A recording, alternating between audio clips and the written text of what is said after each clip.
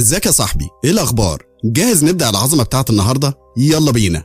النهاردة بنكمل حكاية بطلنا المتسوق MC، وبنبدأ بمشهد للذئب العملاق وهو بيقرر ينادي MC بموكودو. ولما الدور بيجي على موكودو علشان يختار اسم للذئب، بيختار اسماء زي بوشي وهاتشي، وطبعا الاسماء دي مش بتعجب الذئب وبيعبر عن استيائه منهم. في نفس الوقت بنلاقي وارنر وباقي الفريق خايفين من الذئب ومستخبيين ورا شجرة وبيتفرجوا على اللي بيحصل باستغراب.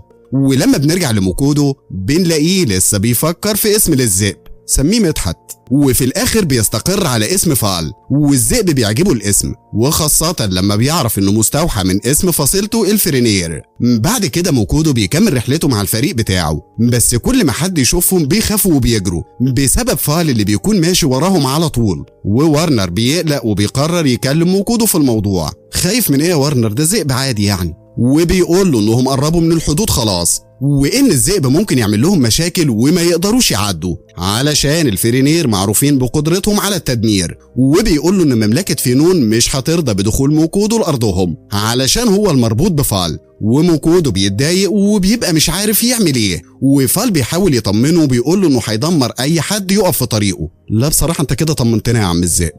ولكن الكلام ده بيقلق وارنر اكتر. بعد كده بيجي ميعاد الغدا، وموكودو بيبدأ يطلع حاجته من الصندوق الافتراضي بتاعه، وبيكتشف ان اللحمة اللي معاه مش كفاية علشان كله ياكل، وبالذات علشان فال اللي بيبقى معاهم. فموكودو بيقول لفال على مشكلتهم، وبيقول له يروح يصطاد لو عايز ياكل لحمة. وفال بيتغاظ ولكنه بيسمع الكلام. انت ذئب مطيع يا زميلي. وبعد ما فال بيمشي، وارنر بيسأل موكودو هو ليه بعت فال يصطاد، وموكودو بيقول لهم انه عايز فال هو اللي يوفر الاكل لنفسه. فورنر وباقي الفريق بينبهروا ان موكودو يقدر يؤمر فرينير، ولكن موكودو بيقول لهم ان اتفاقهم اصلا مبني على الاكل، وان فال شره وبياكل كتير، وده معناه انه لازم هو اللي يصطاد. وبعد كده فال بيرجع معاه طير عملاق ميت، وبيطلب من موكودو انه يطبخ له وجبته بسرعه. وورنر بينبهر لما بيبص على الطير، وبيكتشف انه وحش خطير معروف باسم الروكا، وانه مش سهل القضاء عليه. وبنعرف ان مخالب الطير ده ومنقاره بيتباعوا بفلوس كتيره، بصراحه تنفع في الايام السودة دي. ولما بنرجع لموكودو بنلاقيه فرحان بكميه اللحمه اللي هتطلع له من الطير، وبيبدأ هو والباقي انهم يقطعوا الطير. وبعد ما بيخلصوا موكودو بيبدأ يطبخ وبيدي لكل واحد طبقه، وبيسيب فال اخر واحد. وفي الاخر فال بياكل كمية كبيرة جدا من لحم الطير. وبعد ما بيخلصوا كلهم بيكملوا رحلتهم لمملكة فينون. ولما بيقربوا من الحدود موكودو بيشوف بالتلسكوب ان في جنود كتيرة متجمعين قدام الحدود، وورنر بيقول له ان اكيد كل ده بسبب فال. بصراحة هو يفضح، وبيعرض انه يروح للجنود ويشرح لهم الموقف بنفسه، وبيطلب من الباقي انهم يستنوه. وموكودو بيقلق عليه، ولكن باقي الفريق بيطمنوه. بعد كده بنلاقي مجموعة من الجنود محاوطين موكودو وباقي فريق وارنر، والكابتن بتاعهم بيسأل موكودو لو هو فعلا متصل بالذئب، وموكودو بيأكد له المعلومة، والكابتن مش بيصدق وبيعترض على دخولهم المملكة بسبب فال. فموكودو بيطلب من فال انه يطمنه، وفال بيسمع الكلام وبيوعد الكابتن انه مش هيأذي حد بشرط انه محدش يحاول يأذيه. وفي الاخر الكابتن بيقرر يسمح لهم بالدخول، وموكودو بيطلب من فال انه ما يعملش مشاكل، وبيهدده انه مش هيأكله لو عمل مشاكل. عامة هو بتاع بطنه وهيسمع الكلام. بعد كده وارنر بينضم لهم تاني، وكلهم بيسلموا بطايقهم النقابية للمغامرين للحراس بتوع الحدود. ولكن موكودو مش بيبقى معاه بطاقة، فالكابتن بيقول له انه هيضطر يدفع 5 عملات فضية لنفسه وعملتين لفال علشان يعدوا. ولما موكودو والباقي بيعدوا الحدود كلهم بيفرحوا،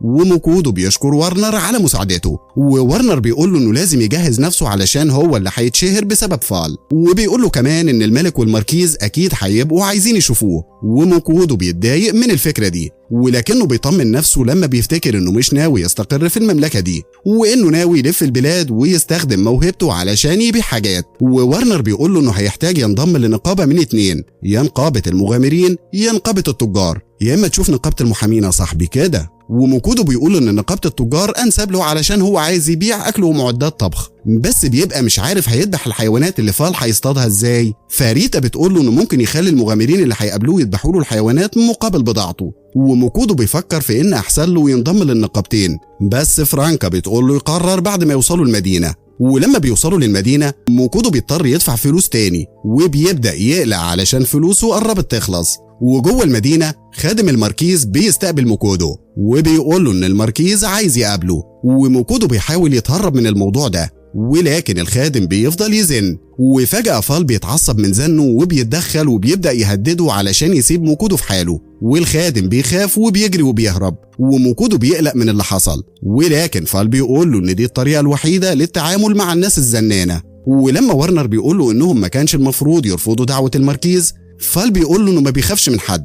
بعد كده بيجي ميعاد إن موكودو وفال يتفرقوا عن ورنر والفريق بتاعه، وموكودو بيودعهم، وهو وفال بيتجهوا للسوق، وكل الناس هناك بيتخضوا أو بيخافوا لما بيشوفوا فال. ولكن لما موكودو بيوصل لمركز النقابة، الناس هناك بيفرحوا وبينبهروا بفال، والموظفة هناك بتبدأ تشرح لموكودو عن نقابة التجار، وبتعرفه إنها متقسمة ل5 مستويات، وبتقترح عليه إنه يبدأ بمستوى الحديد، وبتديه البطاقة النقابية بتاعته. بعد كده موكودو بيروح لكوخ مهجور علشان يسيب فال، ولكن فال بيفكروا إنهم ما اتغدوش. يا بتاع بطنك.